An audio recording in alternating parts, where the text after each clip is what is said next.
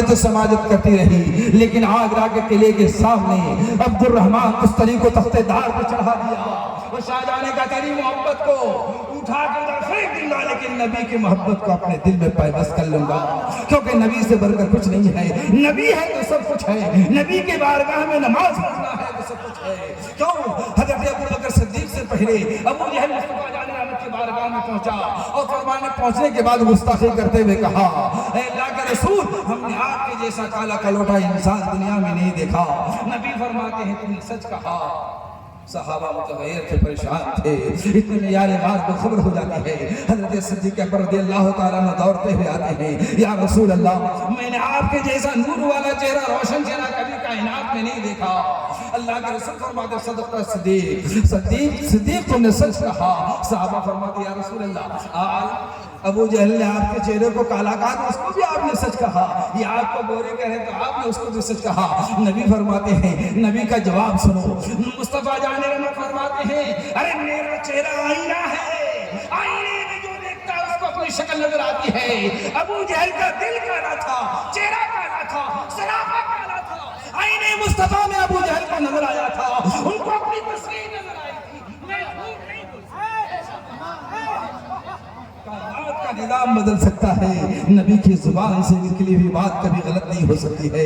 ابو بکر خود گورے ہیں، چہرہ نور علی نور ہے، ابو بکر نے آئینے مصطفیٰ میں دیکھا ہے، ان کو اپنی شکل نظر آئی ہے، آئینے کی بات آ جاتی ہے، محبت رسول کے پیمانے کی بات آ جاتی ہے۔ ایک صحابی رسول آئے، مصطفیٰ جان رحمت سے کہا یا رسول اللہ 24 سال عمر ہے، اس عمر میں نے نہیں دیکھا کہ مسجد نبوی کیسے، آپ کا چہرہ کیسا ہے، دونوں آنکھ میں روشنی نہیں ہے۔ صحابی کا اختیار دیکھو، جانتے ہیں کہ مصطفیٰ کے بارگاہ سے آنکھیں بھی مل جائے۔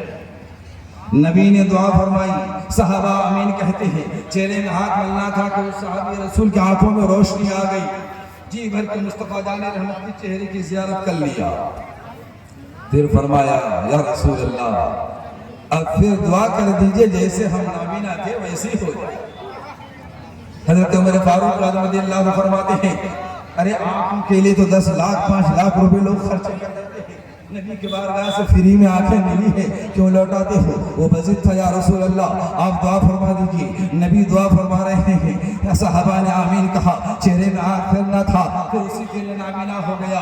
نبی کے دربار سے اٹھا، تھوڑی دور گیا، ایک پتھر کے ٹکڑے میں ٹھوکر لگتی ہے، وہ گر جاتا ہے، المدد کو پکارتا ہے۔ حضرت عمر فاروق اعظم رضی اللہ عنہ فرماتے ہیں کوئی بھی مدد کے لیے نہیں جائے گا۔ مصطفیٰ جان رحمت نے آنکھیں دی تھی، اگر آنکھیں رہتی تو ٹھوکر نہیں لگتی، لیکن عشق میں ڈوب کر عاشق رسول سے جواب سنو، وہ جواب دے رہا ہے اے عمر میرے قریب آ جاؤ، میری عمر 24 سال ہے، میں نے نہیں دیکھا کہ سورج کیسے نکلتا ہے، چاند کیسے، رات کیسی ہے، دنیا والے کیسے ہیں، لوگ کیسے چلتے پھرتے ہیں، مسجد نبوی کے ممبر و محراب کیسے ہیں، مصطفیٰ جان رحمت کا چہرہ کیسا ہے۔ جب آنکھیں ملی تو جی بھر کے نبی دو عالم کا چہرے جی بھر کے زیارت کر لی۔ نفس نے آواز دیا دنیا میں رکھو گے آنکھوں کو، دنیا میں رہو گے کس کس کے جوان کی زیارت کرو گے، کس کس کے چہرے کی زیارت کرو گے؟ بہتر ہے کہ آنکھیں لوٹا لو تاکہ کل قیامت کے میدان میں اللہ تعالیٰ پوچھے گا دنیا میں گیا تو کیا دیکھا تھا، تو فخر کے ساتھ کہو گے دنیا میں گیا تو مصطفیٰ کو دیکھا، قبر میں آیا تو مصطفیٰ کو دیکھا، میدان محشر میں بھی مصطفیٰ کو دیکھا، اجالی رات ہوگی میدان قبا ہوگا، زبان شوق پر یا مصطفیٰ ہوگا، میں سو جاؤں یا مصطفیٰ کہتے کہتے، میں سو جاؤں یا مصطفیٰ کہتے کہتے، کھلے قبر میں آنکھیں صلی علی نبی علی کہتے کہتے۔ محترم حضرات باتیں بہت ہو گئی، استغفر اللہ ربی من کل ذنب واتوب الیہ، لا الہ الا اللہ محمد رسول اللہ، وآخر دعوانا ان الحمدللہ رب العالمین، السلام علیکم ورحمۃ اللہ وبرکاتہ۔